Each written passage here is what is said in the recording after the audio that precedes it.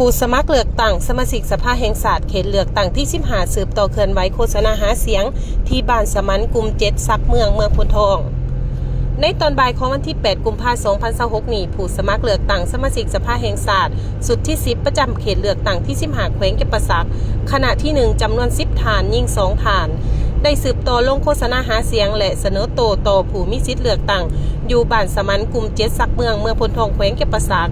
ซึ่งนำโดยทานแก้วรัตนศรีหาวงศ์คณะประจำพรรคแขวงรองประธานสภาประชาชนแขวงเก็บประสักทั้งเป็นผู้สมัครเลือกตั้งนัมเบอร์4ประจำเขตเลือกตั้งที่15แขวงเก็บประสักพร้อมกับผู้รับสมัครเลือกตั้งสมาชิกสภาแห่งชาติคณะที่1ในการลงหาเสียงของสมาชิกสภาแห่งชาติโดยการให้เกียรติต้อนรับของทานไพศาลอ่อนไซเวียงห้องเลขาพรรคเมืองประธานคณะกรรมการปกครองเมืองพนทองมีคณะนำของเมืองเลขาคณะพรรคหักฐานกลุ่มบ้านมีเลขาพรรคบ้านในบ้านตลอดหอดพ่อแม่ประชาชนเข้าร่วมต้อนรับอย่างอบอุ่น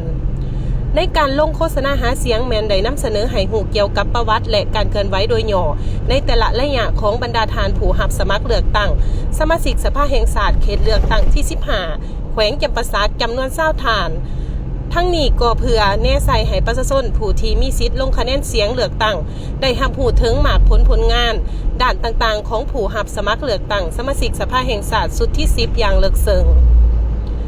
จากนั้นผู้สมัครรับเลือกตั้งคณะที่1ได้พัดเปลี่ยนกันแนะนำตนเองและนำเสนอเกี่ยวกับประวัติการเคลื่อนไหวของตนพร้อมทั้งเสนอจุดประสงค์และพร้อมทั้งกล่าวแสดงวิสัยทัศน์ของตนให้ผู้มีสิทธิ์เลือกตั้งรับรู้เฉพาะแมนเมื่อได้เป็นตัวแทนของประชาชนเข้าไปในสภาแล้วจะนำใส่สิทธิ์และพระบทบาทของสมาชิกสภาแห่งชาติเพื่อพัฒนาและช่วยเหลือให้ชีวิตการเป็นอยู่ของพ่อแม่ประชาชนให้ได้รับการพัฒนาดีขึ้นพร้อมนี้ก็เรียกร้องให้ผู้มีสิทธิ์เลือกตั้งภายในบ้านจงได้ร่วมจิตร่วมใจเข้าร่วมขบวนการเลือกตั้งในครั้งนี้ด้วยความเอาใจใส่มีการตัดสินใจอย่างจริงใจเลือกเอาผู้สมัครที่มีมาตรฐานเงื่อนไขมีความรู้ความสามารถมีวิสัยทัศน์ที่กว้างไกล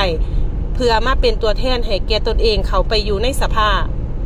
สำหรับทัวร์เมืองพนทองมี71บาทมีพลเมืองทั้งหมด 122,692 คนยิ่ง50,457 คนในนี้ผู้มีสิทธิ์ปอนบัตรเลือกตั้งตัวจริง53,964 คนยิ่ง27,652 คนมีหน่วยปอนบัตรทั้งหมด82หน่วย